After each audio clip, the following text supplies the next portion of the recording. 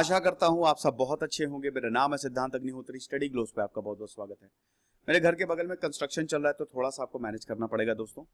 देखिए, रशिया अभी जो ताजा हालात हैं काफी चिंताजनक है, क्योंकि रशिया प्रॉब्लम क्रिएट कर रहा है एक के बाद एक, और ये खतरनाक होता जा रहा है क्योंकि दो सुपर पावर्स हैं, रशिया भी अमेरिका भी।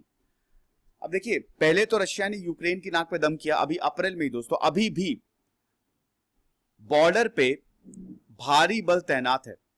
कभी भी युद्ध हो सकता है रशिया यूक्रेन में। और अब चेक रिपब्लिक, अमेरिका के साथ भी रशिया का पंगा चल रहा है। देखिए, रशिया एंटी अमेरिका है, ये तो खैर आज से नहीं, कोल्ड वॉर शुरू ही यहां से हुआ था। अब जब डोनाल्ड ट्रंप आए तो रशिया के ऊपर, व्लादिमीर पुतिन के ऊपर यह आरोप लगा कि बहुत मदद की है। मेल्स लीक जो हुई हिलेरी क्लिंटन की, उसमें रशिया का हाथ था। साइबर हैकिंग हुई, साइबर अटैक हुए, तो एक तरीके से डोनाल्ड ट्रंप की मदद की। जब तक डोनाल्ड ट्रंप थे तब तक तो ठीक था। जो बाइडेन ने साफ कर दिया कि हम व्लादिमीर पुतिन के खिलाफ बहुत ही तगड़ा स्टांस लेने वाले हैं। पहली बात तो इनके जो हैकर्स हैं, इतना भयानक साइबर अटैक, जो सोलर साइबर अटैक हुआ वो बहुत भयानक, उसमें ये सब इन्वॉल्व थे। फिर उसके बाद जो अफगानिस्तान में भर भर के घूस दी है वहां के आतंकियों को कि अमेरिकन को मारो, अमेरिकन सोल्जर्स को मारो, उसके खिलाफ। फिर उसके बाद जो भी है डोनाल्ड ट्रंप की मदद की है, ये जो इलेक्शन में धांधली की है। खैर, कुल मिला के बात ये कि जो बाइडेन ने सीधा बोल दिया था कि हम व्लादिमीर पुतिन को छोड़ने नहीं वाले, और अगर वो अपनी हरकतों से बाज नहीं आएंगे तो हम तगड़ा स्टैंड लेंगे। और आज भी अमेरिका यही कह रहा है। 10 डिप्लोमैट्स को रशिया के ऑलरेडी एक्सपेल कर दिया वहां पे, ठीक है। Russia on the other hand क्या कर रहा है? Russia on the other hand Ukraine से टेंशन बढ़ा रहा है, और आज चेक रिपब्लिक से भी टेंशन बढ़ा ली है। तो क्या खबर है दोस्तों, इस लेक्चर में जानेंगे हम। चैनल को सब्सक्राइब करो यार, ग्रोथ थोड़ी रुक सी गई है, ऐसा ना करो, ग्रोथ होती रहे। तो 1 सेकंड लगेगा और नोटिफिकेशन आपको आती रहे वीडियोस की, तो बेल आइकन जरूर दबाओ। और अगर आपको लेक्चर सबसे पहले चाहिए तो मैं यहां पे डालता हूं, इंस्टा पे मुझे फॉलो करो, आप मुझे सवाल भी पूछ सकते हो। टेलीग्राम 16,500 सब्सक्राइबर है, तो पीडीएफ आपको वहां पे मिल जाएगी। पहले आप ये देख लो, पर बच्चों वाला मैप है, मुझे पता है, हर कोई अंदर से बच्चा ही होता है। ये है रशिया, ये है यूक्रेन, और ये है चेक रिपब्लिक। ध्यान देना, चेक रिपब्लिक का इतिहास मैंने कवर किया है। वेलवेट रेवोल्यूशन पे मेरा लेक्चर है, स्टडी आईक्यू पे है, वो सुन लेना। पहले चेक रिपब्लिक और स्लोवाकिया जो थे वो एक थे, क्योंकि हम चेक रिपब्लिक की बात कर रहे हैं। चलो अच्छा, पहले रशिया की टेंशंस के बारे में ही बता देता हूं मैं। देखिए, रशिया जो है वो टेंशन क्रिएट कर रहा है इस समय। व्लादिमीर पुतिन क्रिएट कर रहे हैं। व्लादिमीर पुतिन अनंत काल के लिए, जब तक रशिया है, मुझे लगता है तब तक राष्ट्रपति बने रहेंगे। उनका अगर अगला जन्म भी होगा तब भी उनको घसीट के लेके आया जाएगा कि तुम ही राष्ट्रपति बनो, ऐसा हिसाब किताब है उनका। शी जिनपिंग और व्लादिमीर पुतिन लगता है बहुत तगड़े दोस्त हैं। खैर चलो, अच्छा छोड़ो वो तो यहां पे व्लादिमीर पुतिन तो राष्ट्रपति हैं ही, अब उनके खिलाफ जो भी खड़ा होता है मार देते हैं उन्हें, बहुत ही शांति से मारते हैं। ये जितने भी काले कारनामे हैं ना, सबके पीछे व्लादिमीर पुतिन का हाथ है, ये बिल्कुल आप मान के चलिए। और व्लादिमीर पुतिन डरते हैं कि अगर जनता जाग गई तो क्या होगा। इसी की वजह से उन्होंने डोनाल्ड ट्रंप की मदद की, लेकिन अब बाइडेन आ गए हैं। बाइडेन का कहना है कि हम ये सब बर्दाश्त करेंगे नहीं, ये जो जितनी भी तुम आलतू फालतू चीजें कर रहे हो इसको वापस लो। व्लादिमीर पुतिन अमेरिका को काउंटर करने के लिए ये सारी चीजें कर रहे हैं। अब देखिए, सबसे पहले प्रॉब्लम हुई यूक्रेन में। वैसे तो यहां पे रशिया ने चेचन्या को भी जबरदस्ती अपने कब्जे में लिया, अटैक किया। देखो, रशिया का एक स्टांस रहा है, रशिया के लिए जो लाभकारी है, जैसे मान लो कोई सिचुएशन है, कोई एरिया है, सिचुएशन कह रहा हूं, सॉरी, कोई एरिया है। अब अगर मान लो कि रशिया उस पर नजर दबा के बैठ गया कि ये हमको चाहिए, तो वो किसी भी हद तक जाएगा। ऐसे नहीं कि कुछ इतने बेवकूफ मनचले होते हैं कि अगर लग गया कि यार इसी से मैं प्यार करता हूं, लड़की हाँ बोले चाहे ना बोले, लेकिन मैं इसी को ही पाके रहूंगा, अब इसके लिए मुझे जो भी करना पड़े, तो रशिया ये करता है। अब इसका हमको सबसे पहला एग्जांपल देखने को मिला यूक्रेन में, ठीक है। यूक्रेन आपको दिख रहा है, अरे यार मेरा ये है यूक्रेन, ये है नीचे वाला क्रीमिया। तो 2014 में रशिया ने क्रीमिया को अनेक्स किया, क्योंकि क्रीमिया में बहुत सारे ऑयल रिजर्व्स हैं, प्लस ये स्ट्रैटेजिकली बड़ा इंपॉर्टेंट है ना, देख रहे हो ना, पोर्ट से सीधा समुद्र से एक्सेस। तो रशिया ने क्रीमिया को अनेक्स किया। अब जब रशिया ने क्रीमिया को अनेक्स किया तो यूक्रेन से जो पानी आता था क्रीमिया में, यूक्रेन ने अब क्रीमिया को देने से मना कर दिया, क्योंकि अभी रशिया का हो गया। और रशिया और यूक्रेन की टेंशंस बहुत ज्यादा बढ़ने लगी। इंटरनेशनल प्रेशर भी बढ़ा रशिया पे, लेकिन उसको कोई फर्क नहीं पड़ा। वहां से यूक्रेन और रशिया की टेंशंस स्टार्ट हो जाती हैं, बट वो एक अलग टॉपिक है। और अभी दोस्तों इतनी ज्यादा टेंशंस हो गई हैं कि यूक्रेन ने बॉर्डर पे भयानक आर्मी, क्योंकि यूक्रेन रशिया से बॉर्डर शेयर करता है। देखिए ये जो है ना, ये सोवियत के अंदर आता था। सोवियत के अंदर कहने का मतलब ये है कि ये जितनी भी कंट्रीज आपको दिख रही है, यूक्रेन हो गया, ये बेलारूस हो गया, ये इनफैक्ट चेकोस्लोवाकिया भी, ये सब रशिया के इन्फ्लुएंस में था। सोवियत जो है इन्फ्लुएंस करता था 1991 तक। तो यूक्रेन से वैसे ही बहुत टेंशन हुई, और इस समय यूक्रेन ने भारी बल को तैनात किया, रशिया ने भी बहुत सारी आर्मी भेज दी है। तो कभी भी रशिया और यूक्रेन में युद्ध हो सकता है। ये तो चलिए एक बात हुई। बात यहां पे हम कर रहे हैं चेकोस्लोवाकिया की। चेकोस्लोवाकिया की बात करें, चेक रिपब्लिक की बात कर रहे हैं, चेकोस्लोवाकिया बोल रहा हूं, सॉरी। देखिए चेक रिपब्लिक और स्लोवाकिया पहले एक ही थे, ठीक है। चेक रिपब्लिक और स्लोवाकिया एक ही में थे। चेकोस्लोवाकिया बनता है वर्ल्ड वॉर 1 के बाद 1918 में। फाइनली जब बर्लिन वॉल गिरी और सोवियत डिसॉल्व हुआ, तब जाके चेक रिपब्लिक बना। चेक रिपब्लिक और स्लोवाकिया को अलग किया गया। देखो हुआ क्या कि नवंबर में बर्लिन वॉल ढह गई, उसके बाद एक के बाद एक यूरोप में रेवोल्यूशन आ गए कि हमको भी आजादी चाहिए। सोवियत के इन्फ्लुएंस में जितने भी नेशंस थे, उन्होंने बोला कि नहीं, अब तो हम आजादी लेके रहेंगे। तो सोवियत यहां से टूटा, डिसइंटीग्रेशन हुआ सोवियत का। मिखाइल गोर्बाचेव थे उस समय रशिया के लीडर, सोवियत के लीडर, है कि नहीं, और उन्हीं के नेतृत्व में यह हो पाया। तो चेक रिपब्लिक और स्लोवाकिया भी अलग हो गए, वहां पे भी रेवोल्यूशन आ गया।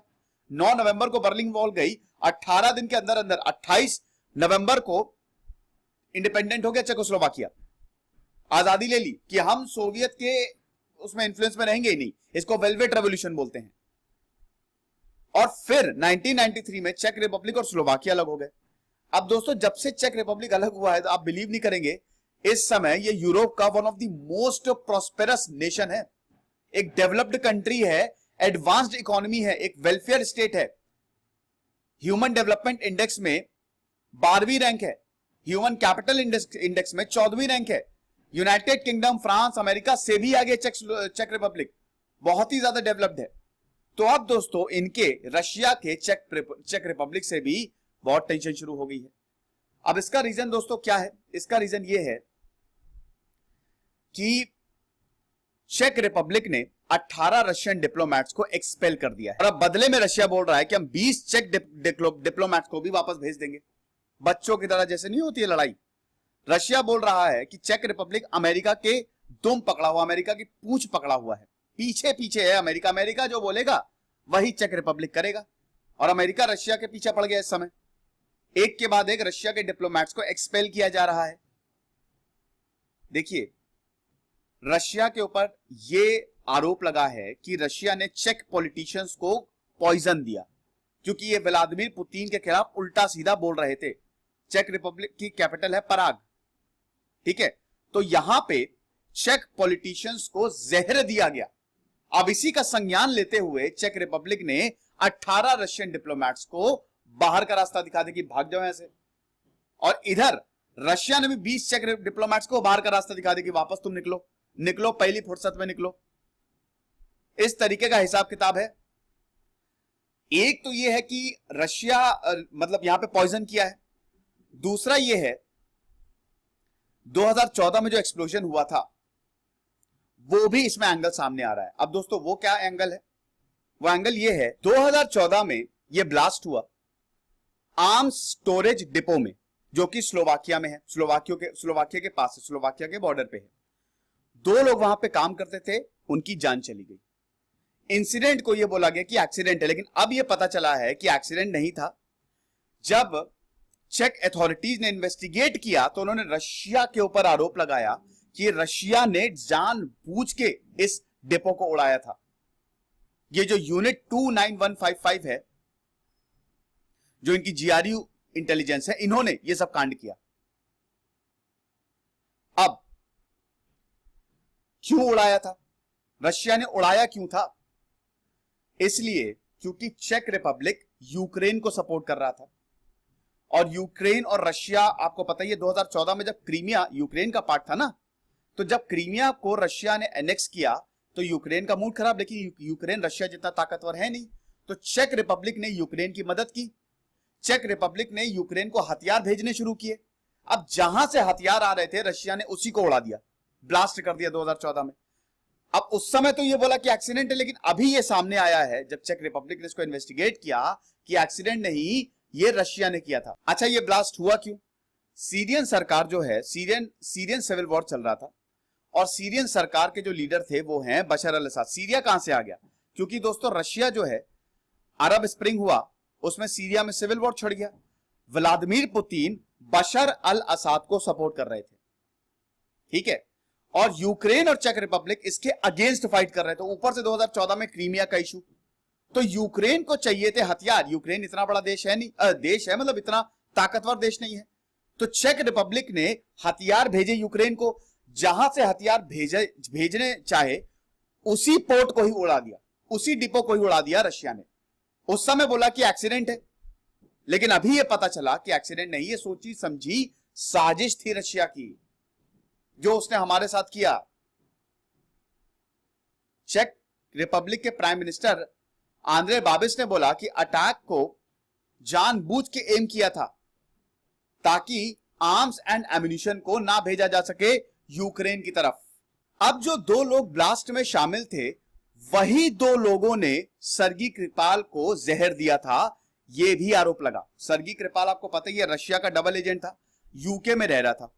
इसको मारने के लिए रशिया क्या करता है ना, रशिया के जासूस पूरी दुनिया में फैले हुए हैं, और अगर कोई जासूस इनके अगेंस्ट हो गया तो समझ लीजिए उसको खत्म कर दिया जाएगा। रशिया के जासूस कहीं पे भी उसको मार देंगे। तो सर्गी कृपाल और इनकी जो डॉटर है यूलिया, उनको नर्व एजेंट दिया गया था ना सैलिसबरी में, यूके में थे, यूनाइटेड किंगडम में थे, दोनों लोग टहल रहे थे और नर्व एजेंट दिया गया। मारने की कोशिश की गई, हालांकि बच गए। अब जिन 2 लोगों ने जहर दिया, वही 2 लोगों को आइडेंटिफाई किया गया कि ये ब्लास्ट में भी शामिल थे। मतलब इन्होंने ब्लास्ट भी 2014 का किया और नर्व एजेंट भी दिया। दोनों की जब इमेजेस मैच कराई, बीबीसी रिपोर्ट के हिसाब से चेक पुलिस ने इनका पासपोर्ट स्कैन किया जो दोनों ने सबमिट किया था, और उसके बाद यह पता लगा कि भैया ये दोनों तो वही हैं। यह भी पता चला कि ये दोनों ने, जहां ब्लास्ट हुआ था उसके बगल में 13 अक्टूबर से 17 अक्टूबर तक इन्होंने होटल्स बुक कराए थे, यहीं रह रहे थे। 16 अक्टूबर को ब्लास्ट हुआ, 16 अक्टूबर 2014, और अगले ही दिन ये लोग फ्लाइट पकड़ के निकल लिए। तो इसी को संज्ञान में रखते हुए चेक रिपब्लिक ने यह कदम लिया है। यहां पे रशिया ने सारे आरोपों को खारिज किया है। व्लादिमीर पुतिन ने बोला है कि यह सब बकवास है, बेकार है, और हम इसको नहीं मानते। तो अब चेक रिपब्लिक ने रशिया के डिप्लोमैट्स को एक्सपेल कर दिया कि आप संज्ञान नहीं ले रहे तो चलो हम ही ले रहे हैं। 1989 के बाद से दोस्तों यह सबसे सीरियस एस्केलेशन है। मैंने बताया ना कि वेस्ट और रशिया के रिलेशन बहुत खराब होते जा रहे हैं। वेस्टर्न फ्रंटियर में मिलिट्री बिल्डअप बहुत तेज हो गया है। मैंने बताया कि यूक्रेन के बॉर्डर पे रशिया ने बहुत ज्यादा आर्मी भेज दी है, हेवी डिप्लॉयमेंट है, और वो टेंशन कम नहीं हो रही है क्योंकि अमेरिका यूक्रेन को पूरा सपोर्ट कर रहा है और अमेरिका लगातार रशिया पे इनडायरेक्ट अटैक कर रहा है। और इधर वॉशिंगटन ने भी साफ साफ बोल दिया है, नतीजा भुगतने के लिए तैयार रहना, अगर कुछ भी उल्टा सीधा किया तो तुम छोड़े नहीं जाओगे। टेंशन बहुत ज्यादा है दोस्तों, अब देखेंगे आगे क्या होगा। वर्ल्ड वॉर 3 होगा नहीं, देखिए वर्ल्ड वॉर 3 की पॉसिबिलिटी बहुत बहुत कम है, लेकिन हाँ एस्केलेशन बहुत ज्यादा होता जा रहा है। टेलीग्राम चैनल पे जरूर आइए दोस्तों, 16,500 सब्सक्राइबर हैं, यहाँ पे आपको पीडीएफ मिल जाएगी, और चैनल को सब्सक्राइब करें। खुश रहिए, पढ़ते रहिए। इधर से सिद्धांत अग्निहोत्री साइनिंग ऑफ।